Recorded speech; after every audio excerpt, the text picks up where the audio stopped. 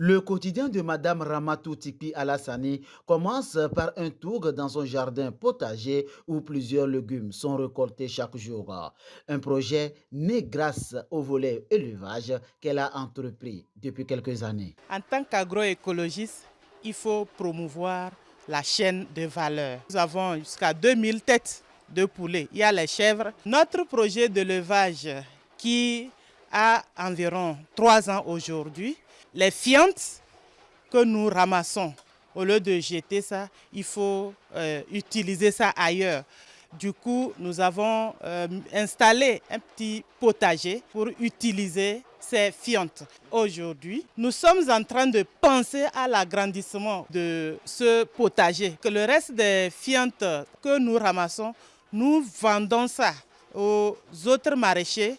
Et également, il y a des centres qui font de compost qui en ont besoin aussi. Ramatou s'est lancé dans l'entrepreneuriat depuis août 2016 avec une plantation d'anacardier de 5 hectares, un projet en constante évolution. Quand tu es dans la transformation, il faut assurer la matière première.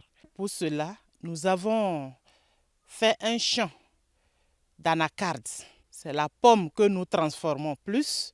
Nous avons commandé au niveau des pépinéristes des plants greffés.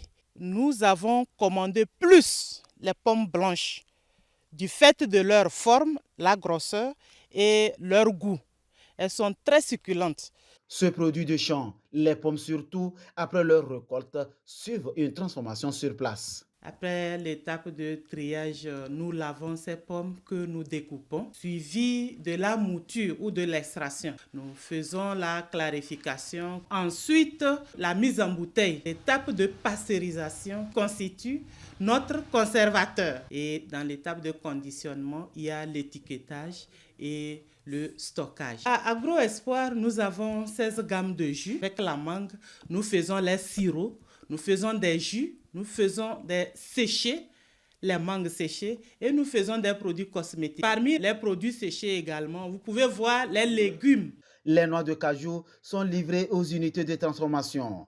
Très déterminée, Dame Ramatou se hisse comme une femme leader qui gagne sa vie grâce à ses actions personnelles. C'est une passion pour moi de donner de la valeur ajoutée à une matière première. Et à l'issue de cette opportunité, il y a beaucoup d'ouvertures. Nous sommes sollicités dans la sous-région pour vraiment donner de la valeur ajoutée, surtout la pomme de cajou. Toute cette potentialité en moi, c'est grâce aux opportunités que le gouvernement nous donne, à savoir les formations à nos dispositions pour pouvoir vraiment renforcer nos capacités. Toute heureuse aujourd'hui avec l'accompagnement du gouvernement togolais engagé dans l'émergence de la femme. L'État togolais a mis à notre disposition un tracteur qui va nous permettre aujourd'hui d'agrandir notre champ d'anacardier, notre site maraîcher et aussi faire des prestations. La préoccupation du gouvernement, c'est de voir des femmes épanouies. Il faut inciter nos pères, nos jeunes filles à s'intéresser à l'entrepreneuriat parce que ça paie. Si tu es rigoureux, si tu es exigeant et tu aimes ce que tu fais, tu vas y arriver. De la production à la transformation, la commercialisation de nos produits font de moi une femme épanouie.